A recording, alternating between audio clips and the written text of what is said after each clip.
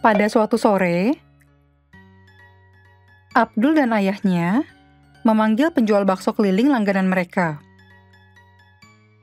Akan tetapi, saat mereka ingin membeli, harga satu porsi bakso tersebut naik sebesar Rp1.000 dari Rp10.000 menjadi Rp11.000. Penjual bakso tersebut menjelaskan bahwa harga daging sapi sebagai bahan dasar produksi bakso naik, sehingga ia harus menaikkan harga agar tetap mendapatkan untung. Penjual bakso tersebut juga menjelaskan bahwa ia harus berkeliling ke daerah yang sebelumnya tidak pernah dihampiri agar dagangannya habis. Teman-teman, peristiwa tersebut merupakan salah satu contoh permasalahan pokok ekonomi klasik. Permasalahan ekonomi dapat dilihat berdasarkan dua sudut pandang, yaitu berdasarkan teori ekonomi klasik dan teori ekonomi modern. Pada pembelajaran kali ini, kita akan membahas permasalahan ekonomi klasik. Masalah ekonomi klasik berpedoman pada pendapat beberapa ekonom klasik, yaitu Adam Smith, David Ricardo, Thomas Robert Malthus, John Baptist Say, Johann Heinrich von Thunen, J.S. Mill, dan John Eliot Kearns. Teori ekonomi klasik menyatakan bahwa masalah ekonomi klasik membahas permasalahan ekonomi dari sudut pandang yang paling sederhana, berupa kegiatan ekonomi yang meliputi produksi, distribusi, dan konsumsi. Pertama, masalah dalam kegiatan produksi. Produksi adalah kegiatan ekonomi untuk menghasilkan suatu barang atau jasa yang dilakukan oleh produsen untuk memenuhi kehidupan masyarakat. Barang dan jasa dihasilkan melalui pemanfaatan faktor produksi atau input, seperti tenaga kerja, modal, mesin, dan lahan. Dalam proses produksi, produsen menggabungkan faktor produksi yang tersedia untuk menghasilkan barang atau jasa yang berkualitas dengan harga terjangkau. Misalnya, sebuah perusahaan pakaian menggunakan mesin cetak untuk membuat kain batik. Penggunaan mesin ini dapat mempercepat proses produksi, sehingga menghasilkan produk dengan jumlah yang lebih banyak dan kualitas yang konsisten. Dengan demikian, perusahaan dapat memproduksi kain batik dalam skala besar dan menjualnya dengan harga terjangkau. Permasalahan yang ada dalam kegiatan produksi dapat dituangkan dalam pertanyaan-pertanyaan sebagai berikut. Bagaimana produsen mengelola faktor produksi yang terbatas untuk menghasilkan barang dan jasa yang dapat memenuhi kebutuhan konsumen? Bagaimana proses memperoleh faktor produksi? Bagaimana memproduksi barang dan jasa dengan efisien dan biaya yang murah? Dan bagaimana produsen meningkatkan hasil produksi? Permasalahan keterbatasan faktor produksi meliputi keterbatasan waktu, tenaga kerja, modal, dan bahan baku. Permasalahan ini mengharuskan produsen untuk melakukan pilihan terbaik. Misalnya, sebuah perusahaan pakaian memiliki rencana untuk memproduksi 5.000 jaket model A dan 5.000 jaket model B, dengan total 10.000 jaket per hari. Karena jumlah tenaga kerja terbatas, perusahaan hanya mampu memproduksi 5.000 jaket per hari. Perusahaan dapat memproduksi 5.000 jaket dari salah satu model dan menunda produksi model lainnya. Akan tetapi, perusahaan akhirnya memilih alternatif dengan membagi tenaga kerjanya untuk memproduksi 2.500 jaket model A dan 2.500 jaket model B. Permasalahan proses pemerolehan faktor produksi meliputi cara produsen mendapatkan tenaga kerja, bahan baku produksi, dan alat atau mesin produksi. Misalnya, sebuah perusahaan makanan akan memproduksi saus tomat. Perusahaan mendapatkan bahan baku tomat melalui perjanjian kontrak dengan petani tomat atau kelompok petani tomat di suatu daerah. Permasalahan cara perusahaan untuk memproduksi barang atau jasa dengan efisien berkaitan dengan proses dan biaya produksi. Sebagai contoh, sebuah perusahaan dapat menggunakan metode produksi padat karya yang mampu menyerap banyak tenaga kerja atau menggunakan metode produksi padat modal yang membutuhkan biaya cukup besar pada awalnya. Permasalahan cara produsen meningkatkan jumlah produksi berkaitan dengan penambahan faktor produksi atau penggunaan teknologi tertentu. Misalnya, perusahaan pakaian menggunakan mesin cetak untuk membuat kain batik yang akan membutuhkan biaya tambahan untuk membeli mesin tersebut. Proses produksi dibedakan menjadi dua jenis, yaitu proses produksi secara terus-menerus atau continuous production process, dan proses produksi secara terputus-putus atau intermittent production process. Proses produksi secara terus-menerus. Proses ini menghasilkan barang atau jasa dengan tahapan atau urutan proses yang sama dan berulang, mulai dari awal hingga akhir, atau mulai dari persiapan bahan baku hingga menjadi barang jadi. Proses produksi secara terus-menerus menciptakan otomatisasi sehingga mampu menghasilkan produk dalam jumlah banyak dengan waktu yang relatif singkat. Contohnya, sebuah perusahaan sepatu menggunakan mesin dalam proses produksi, mulai dari pengolahan bahan baku, perakitan antar bagian, hingga pengemasan menggunakan mesin. Dengan demikian, perusahaan dapat memproduksi sepatu dalam jumlah banyak dengan melibatkan tenaga kerja yang relatif sedikit. Ciri-ciri proses produksi secara terus-menerus adalah sebagai berikut. Memiliki urutan proses yang sama dan berulang. Misalnya, proses pembuatan mie instan yang terdiri atas beberapa tahapan dan akan selalu urut. Tahapan pembuatan mie instan. Pertama, pencampuran bahan atau mixing. Kedua, pembentukan mie atau roll press. Ketiga, pematangan mie atau steaming. Keempat, penggorengan atau frying. Kelima, pendinginan atau cooling box. Dan keenam, pengemasan atau packing. Menghasilkan produk dalam jumlah banyak dengan hasil yang seragam. Misalnya, pabrik sepatu menggunakan teknologi yang terstandarisasi dalam menghasilkan sepatu untuk konsumsi massal. Menyusun mesin yang digunakan sesuai dengan urutan proses produksi. Misalnya, mesin pengolah bahan baku ditempatkan di bagian depan, dan mesin pengemasan ditempatkan di bagian belakang. Selain itu, setiap mesin memiliki fungsi khusus untuk satu proses saja. Sebagai contoh, mesin pencetak motif hanya dapat digunakan untuk mencetak motif dan tidak dapat digunakan untuk fungsi lain. Membutuhkan relatif sedikit tenaga kerja dalam proses produksi. Hal ini dapat terwujud karena penggunaan banyak mesin dalam kegiatan produksi. Misalnya, perusahaan pakaian menggunakan mesin cetak untuk membuat kain batik, sehingga tidak membutuhkan banyak tenaga kerja untuk membuat kain batik. Mengalami gangguan secara keseluruhan jika salah satu mesin tidak bekerja dengan baik. Misalnya mesin pengelasan di sebuah perusahaan mobil sedang mengalami kerusakan, sehingga potongan pola tidak dapat disatukan. Oleh karena itu, proses produksi mobil akan berhenti hingga mesin tersebut dapat digunakan kembali. Kemudian, proses produksi secara terputus-putus. Proses ini menghasilkan barang atau jasa dengan tahapan atau urutan proses yang tidak tetap. Artinya, produsen menggunakan beberapa pola dari tahap awal produksi hingga akhir produksi, atau dari tahap persiapan bahan baku hingga menjadi barang jadi. Dengan demikian, urutan produksi akan selalu berubah-ubah. Ciri-ciri dari proses produksi terputus-putus adalah sebagai berikut.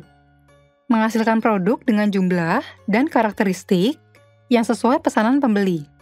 Misalnya, produsen mebel tradisional memproduksi meja jika terdapat pembeli yang memesan meja, dan memproduksi kursi jika terdapat pembeli yang memesan kursi.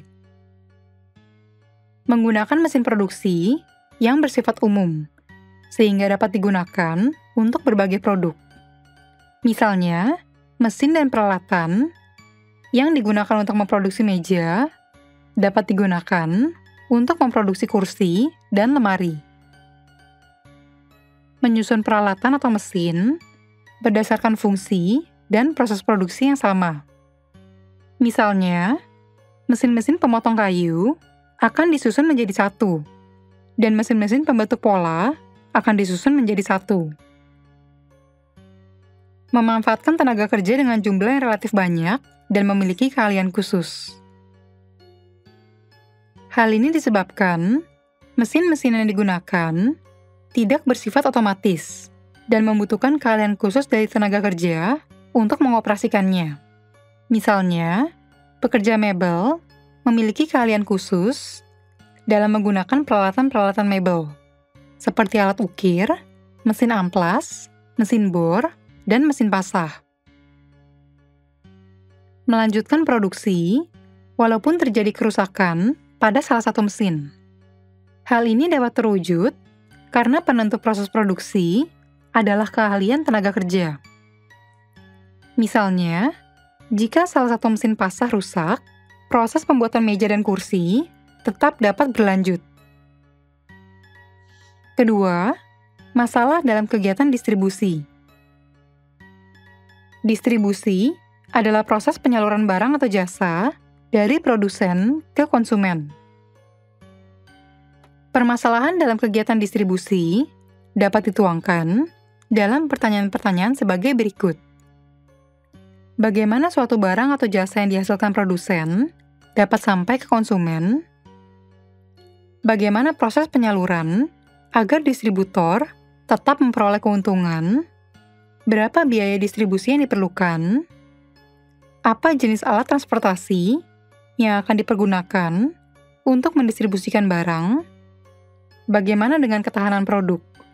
Apakah mudah rusak atau tahan lama? Apa saja proses yang dapat dilakukan dalam kegiatan distribusi? Misalnya, sebuah perusahaan sepatu memproduksi sepatu dalam jumlah banyak dan akan memasarkannya ke beberapa daerah di Indonesia. Permasalahan yang muncul adalah sebagai berikut. Bagaimana cara sepatu-sepatu tersebut dapat didistribusikan ke berbagai daerah di Indonesia?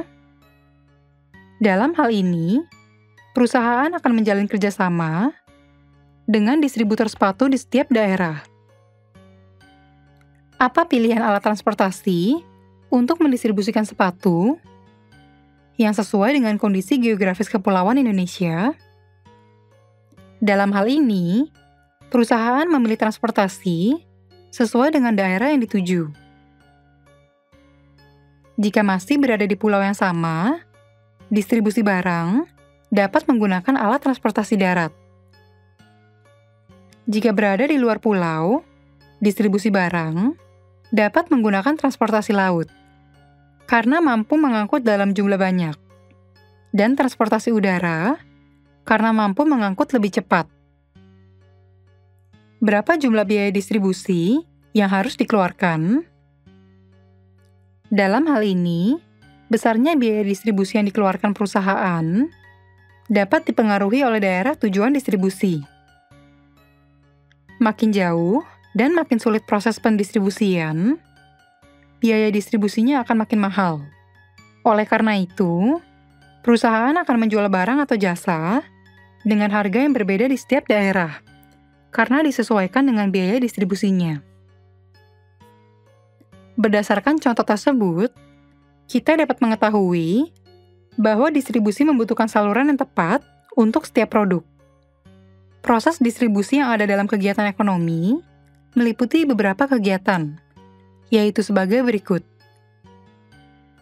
Pertama, pengangkutan.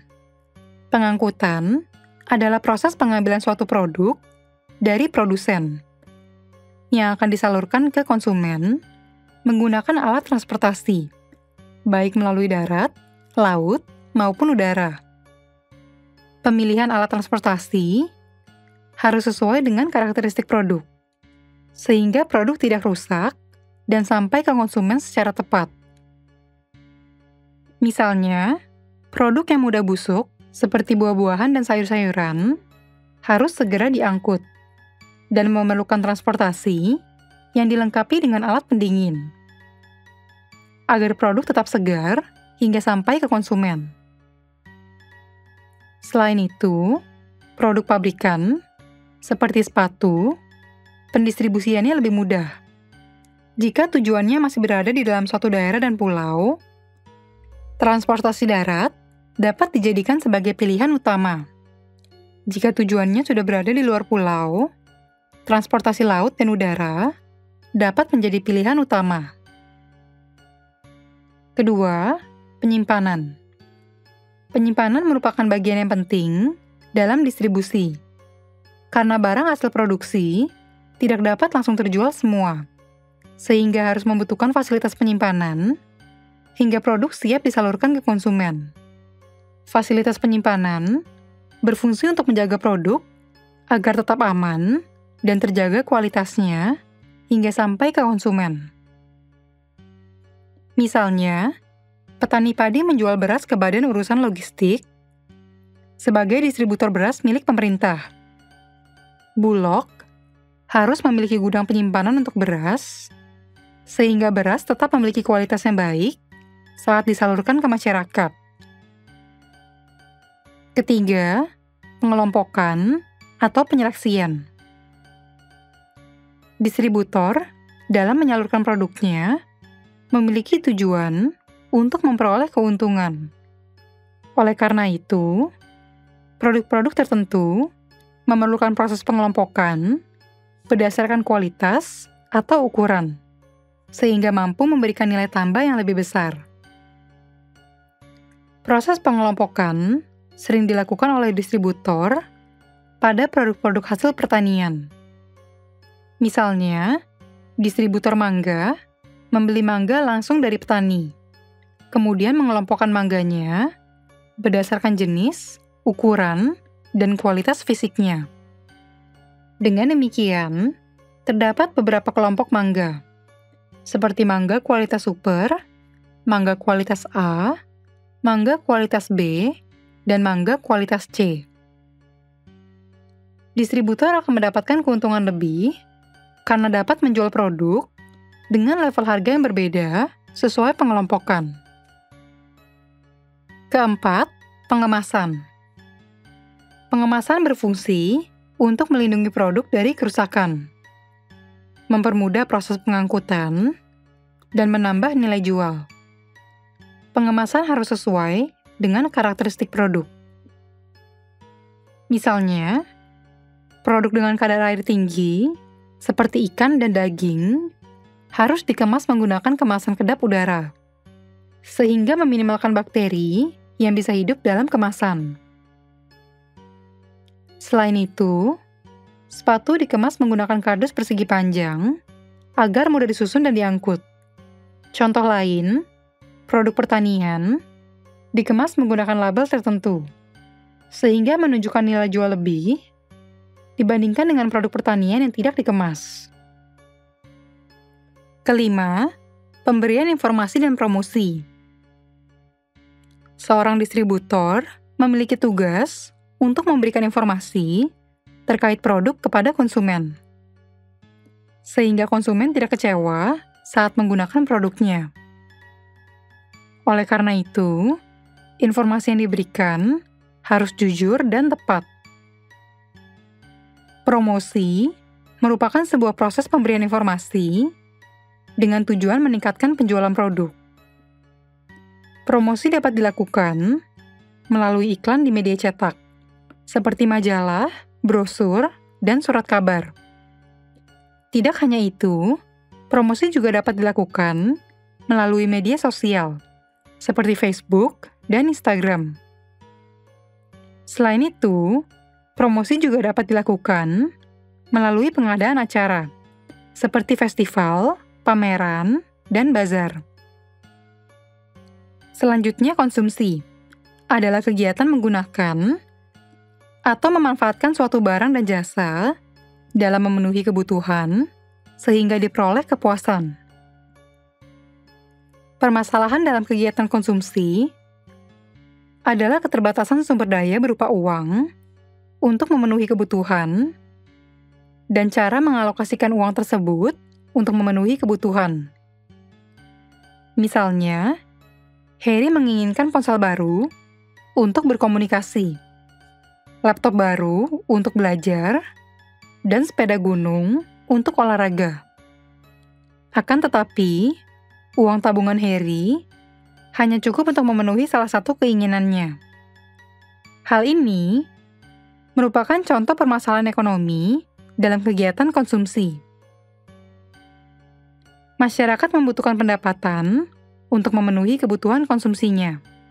Tingkat pendapatan seseorang akan berpengaruh terhadap kegiatan konsumsi, yaitu makin tinggi pendapatan seseorang, makin tinggi tingkat konsumsi orang tersebut. Oleh karena itu, tingkat konsumsi seseorang dapat menggambarkan tingkat kesejahteraan dan kemakmurannya. Misalnya, seorang manajer dengan gaji 15 juta rupiah per bulan dapat mengajak keluarganya berlibur ke luar negeri setiap tahun. Sementara itu, seorang penjahit dengan gaji 3 juta rupiah per bulan dapat mengajak keluarganya berlibur ke kampung halaman. Masyarakat memenuhi kebutuhannya dengan barang konsumsi. Dengan barang konsumsi sebagai alat pemenuh kebutuhan yang nilai gunanya akan makin berkurang dan habis. Kita dapat membedakan barang konsumsi dan bukan barang konsumsi dengan memperhatikan ciri-ciri barang tersebut. Ciri-ciri barang konsumsi adalah sebagai berikut: memenuhi kebutuhan hidup. Artinya, suatu barang atau jasa termasuk barang konsumsi apabila digunakan untuk memenuhi kebutuhan hidup manusia. Misalnya, makanan sebagai sumber energi untuk melakukan aktivitas, dan kendaraan sebagai prasarana bepergian. Makanan dan kendaraan merupakan barang konsumsi karena digunakan untuk memenuhi kebutuhan hidup. Mendapatkannya melalui pengorbanan, sehingga termasuk barang ekonomi.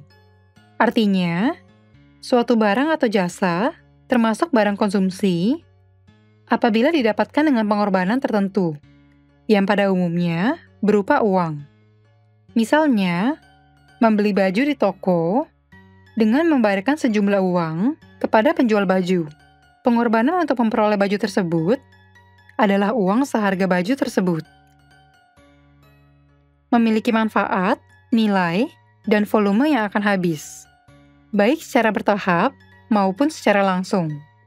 Artinya, suatu barang termasuk barang konsumsi apabila manfaat, nilai, dan volumenya akan makin berkurang dan habis ketika dikonsumsi, baik secara bertahap maupun secara langsung. Misalnya, barang konsumsi yang manfaat, nilai, dan volumenya habis secara bertahap adalah telepon genggam, sepatu, dan sepeda motor. Barang-barang ini dapat digunakan beberapa kali hingga mencapai usia pakai saat barang tersebut rusak dan tidak dapat digunakan lagi. Sementara itu, barang konsumsi yang manfaat, nilai, dan volumenya habis secara langsung adalah makanan, minuman, dan bahan bakar. Barang-barang tersebut hanya dapat digunakan sekali.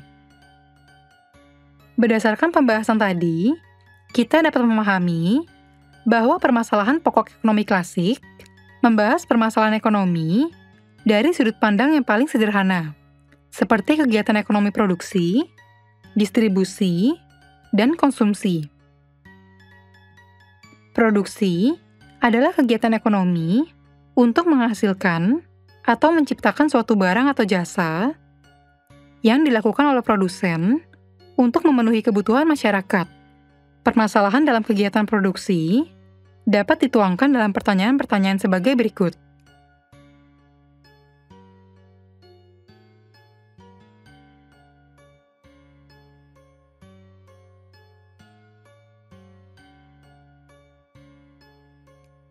Kedua, distribusi adalah proses penyaluran barang atau jasa dari produsen ke konsumen. Permasalahan dalam kegiatan distribusi dapat dituangkan dalam pertanyaan-pertanyaan berikut.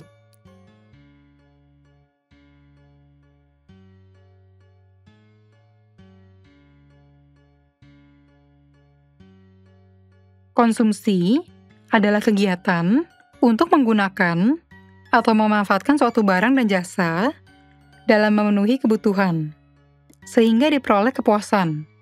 Permasalahan dalam kegiatan konsumsi adalah keterbatasan sumber daya berupa uang dalam memenuhi kebutuhan, dan cara mengalokasikan sumber daya tersebut untuk memenuhi kebutuhan.